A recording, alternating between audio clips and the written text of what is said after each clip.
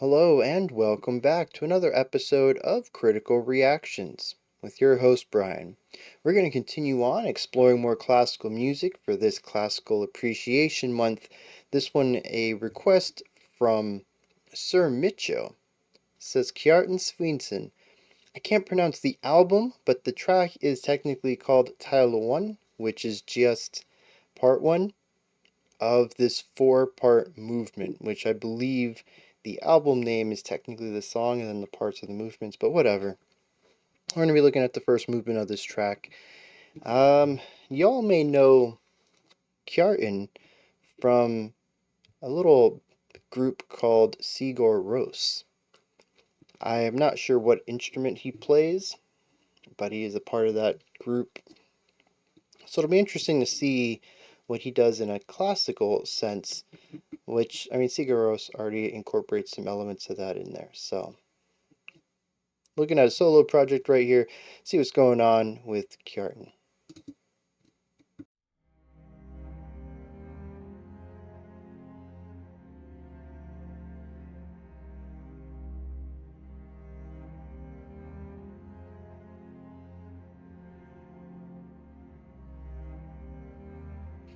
Starting off very grounded, lower range specifically, gloomy, moody.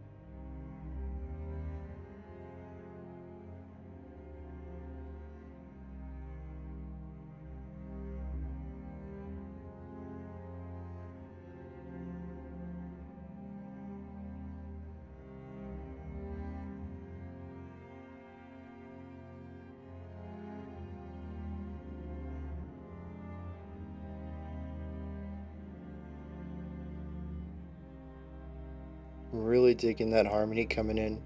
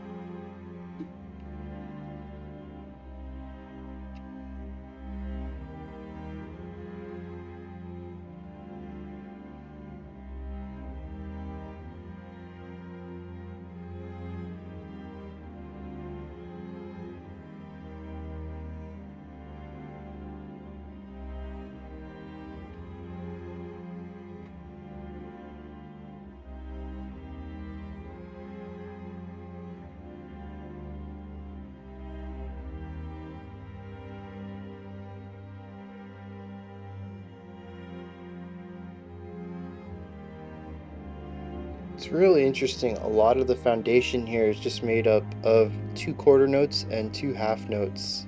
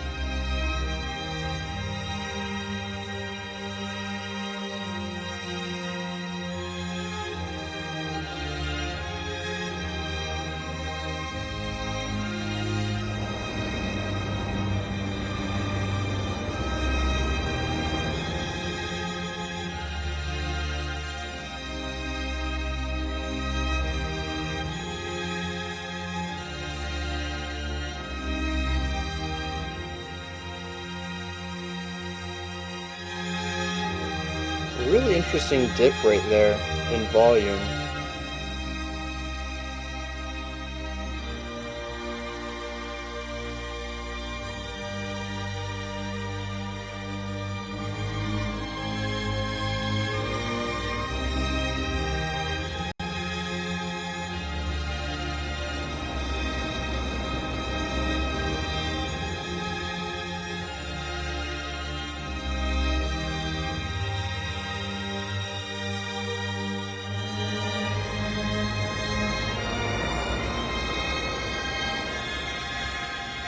I'm wondering what that is.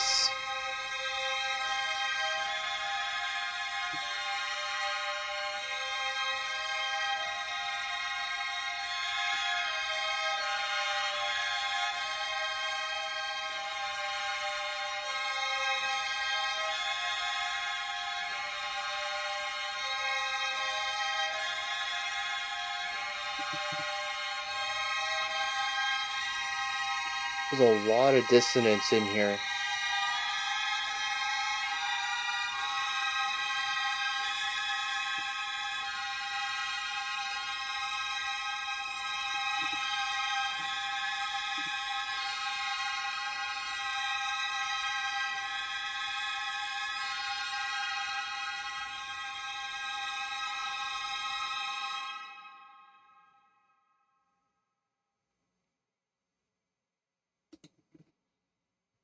Hmm. Well,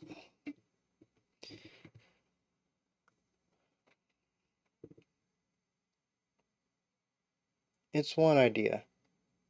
A variation, of course, working off of the theme, but there's not much that goes on other than the theme, and the theme is foundation for the most part, which I think fits with Sigur Rós. Let me look this up real quick. They are post-rock, aren't they? Yeah, they are post-rock. Yeah, that lines up. So Kjartan is the keyboardist, guitarist, and does vocals. Was present in the band from 98 to 2013 and from 2022 to the present.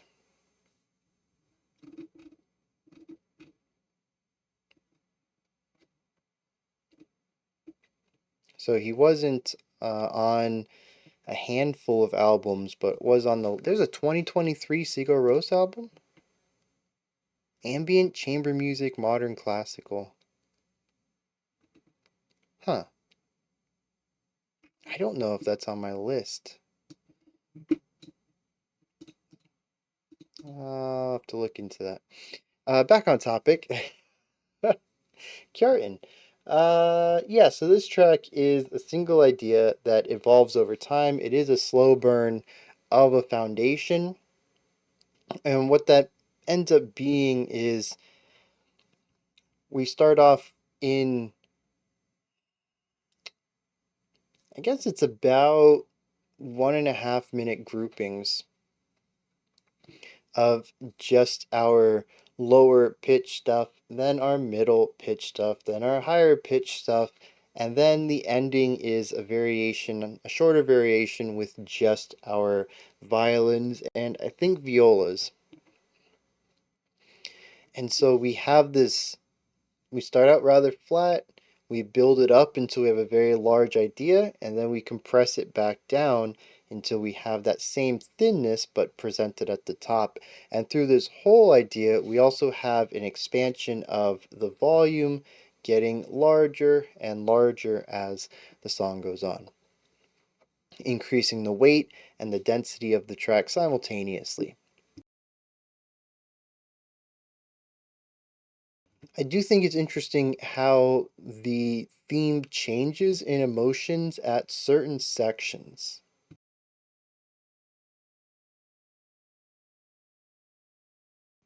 Coming out of our pure lower range instruments and bringing in the mid range instruments about minute 3-ish into the track, there was a bit of hopefulness, and I was quite excited to hear this. I thought it was a pretty good payoff for the extension of the theme that we were just in. And it kind of brought some of that moody gloominess into a brighter sound, some optimism and hope into it. And then we sort of got rid of that and went right back to the theme that lasted only for, I don't know, 8 bars or so. Granted, the harmonies that the mid-section instruments brought in did continue to include an element of hope into the theme, but it was a bit diminished compared to that massive spark we had heard when they first came in. We heard something similar to this when we brought in the higher pitched violins and violas towards the end as well, where we had this bit of an explosion of hope with this new set of instruments and range coming in. But once again, it sits around for just a handful of bars, and then we return back to the core theme just with a massive stack of instruments now. And it is slightly more hopeful there than the bleakness of our opening, but it's still not as bright as those transition moments are. And then to wrap this up, we focus on just the higher pitched instruments, which include a lot of dissonance. I don't think I quite noticed this when we had the full string section, but focusing on them exclusively without any of the lower end instruments to drag my attention away from them. Yeah, some of it sounds like intonation, where some of the instruments are just a hair bit out of tune with each other, but others feel like specific notes being chosen for their dissonance, a specific spice added to the track. I'm not quite sure what to read from all of that.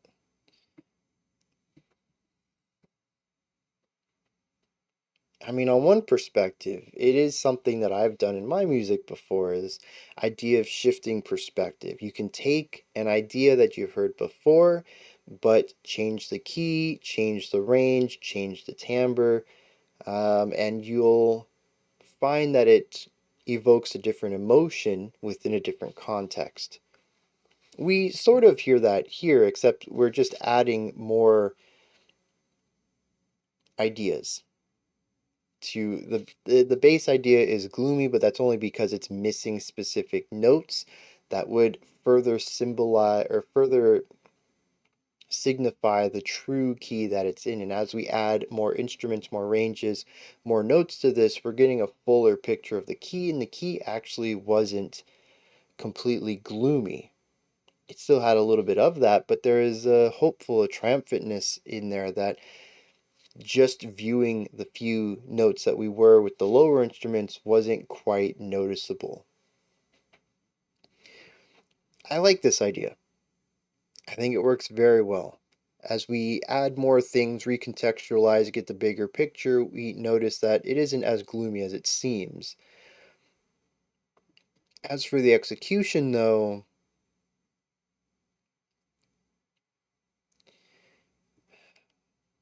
well, completely subjective. I feel like the song long overstayed its welcome. But I'm also trying to remember that this is part one of a four-movement idea, and it might be that this works well as an introduction to further topics in the music. So, as a standalone track, I don't think it's fantastic. It really needs something else going on um, to keep my attention. Anyways, I think it's a fine atmospheric track. But that's because all it is atmosphere. I heard when I was listening to this, sometimes my brain just pops in new things into the music. And I heard a choir with this gorgeous melody line. Not a big choir, because we already have a relatively large string section here, but a smaller choir, about 5 or 6 people, I'd say, just really putting this beautiful melody on top of it. And I think that's what I really want out of it. But as an introduction to the album, as an introduction to the work as a whole, it probably works fine. It is a decent intro piece, if a bit long, but also knowing that this dude is part of Sigur Rós, I'm kind of wondering if the other three tracks are also slow burns as well. In which case, it wouldn't really stand out as an introductory track. It would just be another part of the album. I do like the dynamic work going on here. I thought this was phenomenal. I mean, first of all, we just have the gradual volume rise from start to finish. We start at really nothing, slowly bringing in some instruments, and with each new group of instruments, we add a boost of volume. But I think if you had watched the volume bar, you'd have seen the volume was constantly rising across the tracks, even outside of these key transition moments. And that right there is just cool. I love a steady growth or decay. So it was really nice seeing that. But even on the minutia, when you listen to some of the instruments, in our final section, I even pointed out that while the trend was growth of volume, that's not always what we saw. Sometimes we would reach a peak and bring it down a little bit. And that's an interesting dip. The whole band kind of comes down and then we rise back up again. And there's all these little dips in the rise, which gives it a sense of breathing. There's something very natural about this track, almost as if this is just a song that is. They didn't have to will it into being, they didn't have to create it. It's just a natural part of this world. Somewhere this harmony exists. And all they did was record it. That kind of feeling. There's something just very natural about the presentation of it all that I absolutely love. Even at the beginning, I had mentioned that there's a groundedness to the opening element, and I think the grounded is a really good word for it because it does bring in this element of earthiness, and I kind of got some of that by the end of the track. Is grounded earthiness, and then like soaring clouds, sky kind of thing, the beauty of the sun. So like kind of rising up from the ground and exploring all the elements of the earth. That's sort of my little narrative I picked out of this one. And the element of breathing, of having this bwomp bwomp bwomp bwomp bwomp bwomp, this kind of natural way of presenting the song, of playing these notes. They're not static. You don't play it immediately and then stop at a point. There's always a sort of a fade in and a fade out to all these notes. It it feels like it's organic. That's what I mean to say. When I say natural, it feels organic. And there's something very cool about that.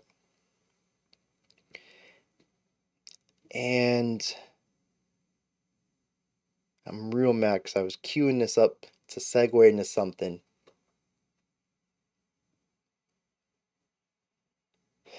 I don't remember what it was. That is disheartening.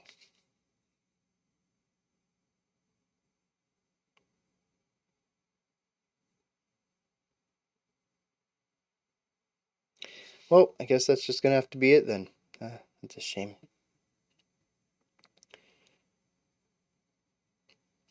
Do I have anything else in that? I talk about the instruments, dynamics, story, emotion, atmosphere. Yeah, I think I hit it all then. Other than that one thing I can't remember. And it had something to do with the breathing and the way that it was played. And I just can't remember. So let's wrap these up. Let's wrap this up. Those are my thoughts on Kjartan Sveinsson's Teil I of that album I can't pronounce. I'm kind of tempted to listen to the other three parts because it's not a lot of music. I think it's another 30 minutes tops, just to kind of see where he takes this idea and expands upon it. What are your thoughts, though? What did you think of this one? Did you enjoy it? Was there anything that stood out to you? You have your own perspectives or opinions about it? Put all that stuff down in the comments section. Above that, in the description box, is a link for Linktree. It'll take you to this menu here. You can find links to my music, ways to support the channel, a link to the Discord server, and so much more. So, real quick, little aside here. I'm from the South, the United States South. I tend to talk really fast and kind of blur through enunciations. I really have to slow myself down and think in order to make these videos, or else I'll just get into my southern drawl and start talking real quick, and nobody will really be able to understand anything I'm saying. So sometimes I do get a little tongue-tied though, which is why I slow down and I heavily enunciate everything to ensure that I don't slip into that because I feel it coming on. I don't quite get Boomhauer. If anyone's watched King of the Hill, I don't quite reach that point, but I can emulate that at a decent level. Anyways, yeah, links in there, Discord, special selections, all that stuff. Above that, if you could, like, subscribe, and ring the bell. I greatly appreciate all three of those. That wraps it up for today. We'll be back tomorrow at 5 p.m. Eastern Standard Time, 9 p.m. UTC. We're going to be checking out Sounds from My Inbox for smaller bands who are trying to get a little bit of notice. What's that word I want? Exposure. Yeah, so we're going to be looking at some bands that are a bit on the smaller side and checking them out. One of them sounds really cool. The band is called Man Akin, but I'm just going to probably call it Mannequin. I thought that was a really cool name. I have no idea what they're about. We'll find out tomorrow. For all I know, they're black metal. So until next time, remember to be critical, not cynical, of the music you listen to, and have a fantastic morning, afternoon, or evening whenever you choose to watch my videos.